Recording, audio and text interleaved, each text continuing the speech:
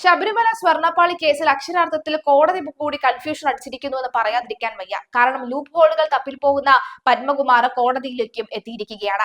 കഴിഞ്ഞ ദിവസവും കോടതി ചോദിച്ചു, ഇതൊക്കെ തന്നെ സ്വർണം തന്നെയാണ് എന്ന ചോദ്യത്തിന് മുന്നിൽ അക്ഷരാർത്ഥത്തിൽ തെളിവ് സഹിതം വെക്കേണ്ട ഒരു സാഹചര്യം ഉണ്ടാകുന്നു. തീർച്ചയായും തെളിവ് വേണം. കാരണം സ്വർണ്ണപ്പാളി എന്ന് പറഞ്ഞിട്ട് അവിടെ സ്വർണ്ണമല്ല, ആദ്യമേ ചെമ്പാണ് പൂശിയത് എങ്കിൽ ഭക്തരെ അടക്കം മണ്ടന്മാരാക്കുന്ന ഈ ഒരു വിളയാട്ടം ഈ കോവിൽ നമ്മുടെ കേരളത്തിലെ എത്ര ശ്രീ കോവിലുകളിൽ നടക്കുന്നുണ്ട് എന്നതുകൂടി പരിശോധിക്കേണ്ടതുണ്ട് എന്നുള്ള ചോദ്യമാണ് ഹൈക്കോടതി ഇട്ടു തരുന്നത്. എന്തായാലും ശ്രീകോവിലിന്റെ സ്വർണ്ണപ്പാളി കേസിൽ അറസ്റ്റിലായ തിരുവിതാംകൂർ ദേവസ്വം ബോർഡ് മുൻ പ്രസിഡന്റ് എ പത്മകുമാർ ജാമ്യം തേടി ഹൈക്കോടതിയെ സമീപിച്ചു. ഹർജി പരിഗണിച്ച ജസ്റ്റിസ് എ ബദറുദ്ദീൻ സർക്കാരിന്റെ വിശദീകരണം തേടി ദേവസ്വം പ്രസിഡന്റിന്റെ അരികെ വാതിൽപ്പാളി കൊണ്ടുപോകാൻ അനുമതി നൽകിയതിലൂടെ സ്വർണ്ണ അപഹരണത്തിൽ അനുമതി നൽകി എന്നാണ് കേസ്. വാതിൽപ്പാളി സ്വർണം പൊതിയതാണ് എന്നതിന് രേഖകളില്ല എന്നടക്കമുള്ള വാദമാണ് മുതിർന്ന അഭിഭാഷകൻ പി വിജയഭാനു വഴി ഫയൽ ചെയ്ത ജാമ്യ ഹർജിയിൽ ഉന്നയിക്കുന്നത്.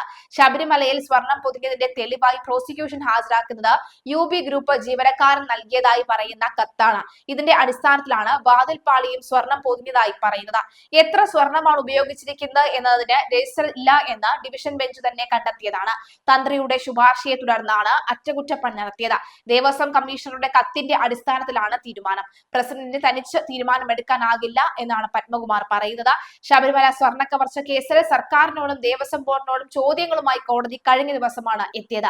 ശ്രീകോവിലിലെ കട്ടിടപ്പാളി സ്വർണം പൊതിഞ്ഞതിന് രേഖകൾ ഉണ്ടോ എന്ന് കോടതി ആരാഞ്ഞു. കേസിലെ പ്രതികളായ N വാസുവിന്റെയും മുരാരി ബാബുവിന്റെയും ജാമ്യ ഹർജി പരിഗണിക്കവെയാണ് കോടതി ചോദ്യം ഉന്നയിച്ചത്. കട്ടിളപ്പാളിയിൽ നിന്ന് സ്വർണം വേർതിരിച്ചെടുത്തു എന്ന സ്മാർട്ട് ക്രിയേഷൻസ് സിഇഒയുടെ മൊഴി മാത്രമാണ് സർക്കാർ കോടതിയെ അറിയിച്ചത്. ഈ മൊഴി അല്ലാതെ മറ്റെന്തെങ്കിലും രേഖയുണ്ടോ എന്ന് കോടതി ചോദിച്ചു. യഥാർത്ഥത്തിൽ അവ സ്വർണ്ണപ്പാളി ആയിരുന്നോ എന്നത് നിർണായക ചോദ്യമാണെന്നും കോടതി ചൂണ്ടിക്കാട്ടി. കട്ടിളപ്പാളി സ്വർണം പൊതിയതാണ് എന്ന ദേവസ്വം രേഖകളിൽ ഒരിടത്തും പറയുന്നില്ലെന്നും ചെമ്പാണ് എന്ന രേഖകളിൽ പറയുന്നത് എന്നുമായിരുന്നു വാസുവിന്റെ വാദം.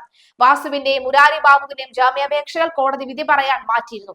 അതേസമയം സ്വർണ്ണക്കൊള്ള കേസിൽ തിരുവിതാംകൂർ ദേവസ്വം ബോർഡ് മുൻ പ്രസിഡന്റ് PA പ്രശാന്തിന്റെ മൊഴിയെടുക്കാനുള്ള നീക്കത്തിലാണ് SIT. ദ്വാരപാലക ശില്പങ്ങൾ 2024 സ്വർണം പൂശിയതുമായി ബന്ധപ്പെട്ട കാര്യങ്ങളായിരിക്കും SIT പ്രധാനമായും ചോദിച്ചറിയുക. അറസ്റ്റിലായ ഉണ്ണികൃഷ്ണൻ പോറ്റിയും ദേവസ്വം ഉദ്യോഗസ്ഥരും നൽകിയ മൊഴിയുടെ അടിസ്ഥാനത്തിലാണ് തീരുമാനം വരുന്നത്. എന്തായാലും ഈ തീരുമാനം നിർണായകമാകുമെന്ന കാര്യത്തിൽ യാതൊരു സംശയവും ഇല്ല.